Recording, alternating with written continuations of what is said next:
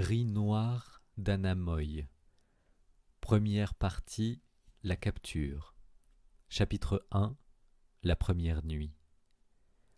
Au milieu de la nuit, j'ai fini par identifier la nature du bruit. Moins qu'un bruit, ce qu'on entend est un bruissement à peine perceptible, régulier, comme les échos d'un rêve. Mais ce n'est pas un rêve, puisque je ne dors pas. Les autres dorment. Autour de moi, le silence s'est étalé après le tumulte de la journée, le claquement des portes, les bruits des chaînes et les cris. Derrière le silence, j'ai entendu le bruissement. Il est presque inaudible, et cette insignifiance même le rend obsédant. Il faut tendre l'oreille. Combien d'entre nous l'ont écouté cette nuit-là, et ensuite toutes les nuits, pendant 100 nuits, 300 nuits ou 1300 nuits? Je décrirais mieux le bruit en le comparant à des rafales de feuilles mortes brassées par le vent. D'ailleurs, on l'entend, le vent, sur les cimes des noyers de cajou. Mais les rafales sont à contretemps de l'autre bruit, à la cadence implacable, parfois à peine syncopée. On peut sentir aussi le parfum doucereux des fruits des anarcadiers, prolongé par une noix recourbée en point d'interrogation. Une fois, la porte refermée, j'ai regardé la cour ensablée à travers un interstice du battant et contemplé la splendeur d'une feuille du noyer, grasse et épaisse. Je n'ai pas fini de m'interroger sur le sens de tout ce qui m'arrivait, mais cette nuit-là, la première nuit, je cherchais seulement à comprendre l'origine de la pulsation. Le bloc de ciment qui sert de lit est froid contre mon dos. Nous sommes 4, 2 sur le bloc et 2 par terre, dans une pièce d'1,50 m sur 2,50 m, soit moins d'1 m² par personne. La nuit est fraîche. Je me réchauffe en me plaçant dos à dos contre le corps de ma sœur Tao. Elle dort. Parfois elle grince des dents, mais je suis la seule à entendre le léger crissement de ses molaires. Nous sommes épuisés. La nuit précédente, dans le bateau à fond de cale, personne n'a dormi.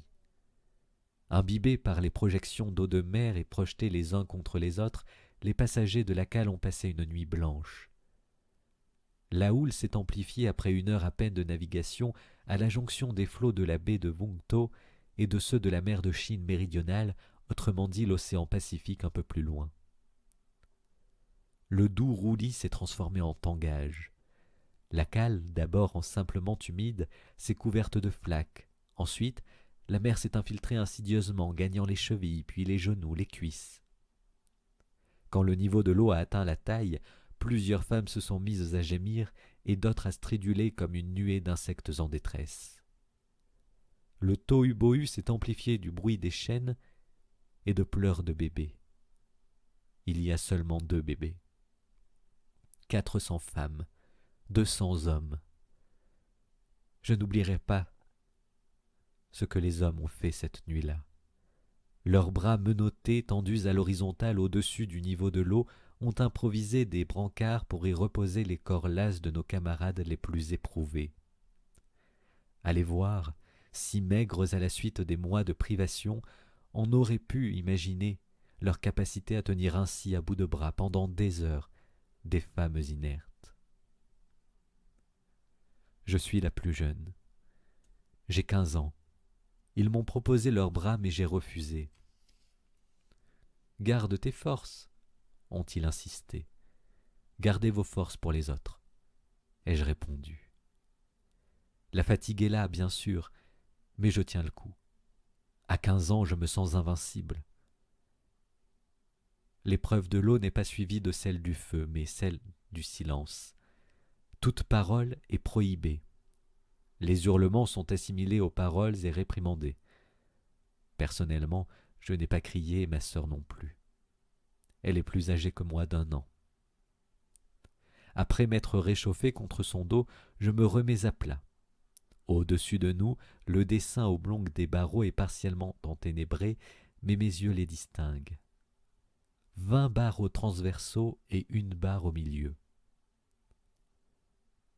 C'est ma première nuit dans une cage à tigres du bagne de Pulo Condor, et le bruit que j'entends est celui de l'océan Pacifique.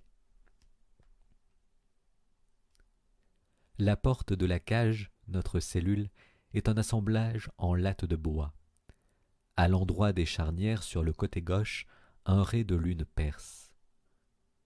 Dans la journée, nous nous sommes disputés, Tao et moi, pour regarder par cet interstice un paysage qui paraît immense. En réalité, la fente nous livre peu de choses. Une ou deux feuilles larges et grasses, quelques écailles de chaux sur le mur d'en face, le début de la courbure d'une cloche.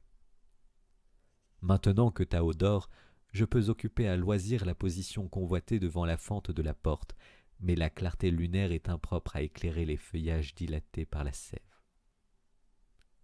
C'est la première fois depuis 4 mois que nous disposons de l'obscurité complète pour dormir. Dans la cellule commune de la prison de femmes de Biennoa, sur le continent, les néons nous ont aveuglés jour et nuit. Je ne me suis pas habitué. Le sommeil découpé par les interrogatoires est définitivement broyé par les impulsions saccadées des néons. Si ce n'était l'odeur, j'aurais pu sans doute m'endormir plus aisément qu'ailleurs. Après nous avoir menés à nos cachots et avoir enchaîné nos pieds aux barres de fer scellées à l'extrémité du bloc-lit en ciment, les gardiens nous ont laissés tranquilles. L'odeur est présente dès le double ventail en métal de l'entrée du camp numéro 4, anciennement camp numéro 3, et récemment rebaptisé camp Fu Hai, le camp de la mère de prospérité. La pestilence s'affirme tout au long de la traversée des jardins potagers des prisonniers et, surtout, au-delà des solariums et du petit portail équipé d'une cloche, dernier rempart avant les cages à tigres. La puanteur émane principalement des latrines sommaires, un simple seau carré en bois avec un couvercle. Les chaînes n'entravent pas nos déplacements à l'intérieur de la cage et le seau est posé près de l'entrée pour dégager le plus d'espace de repos possible.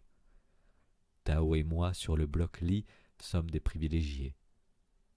Les 2 autres femmes dorment sur le sol en ciment. Parfois, ils nous laissent les seaux pendant des semaines et alors forcément cela déborde, dit Fuong. Dans ce cas-là, que faut-il faire? Rien. Il n'y a rien à faire. Je sens, malgré tout, le sommeil me gagner. Peu à peu, mes narines saturées filtrent les relents nauséabonds pour laisser s'instiller les effluves des fruits mûrs et mous. Personne ne les ramasse et ils finissent par pourrir au pied de l'arbre. Même pourris, ils dégagent longtemps une fragrance d'été. Chapitre terminé. Merci de l'avoir écouté.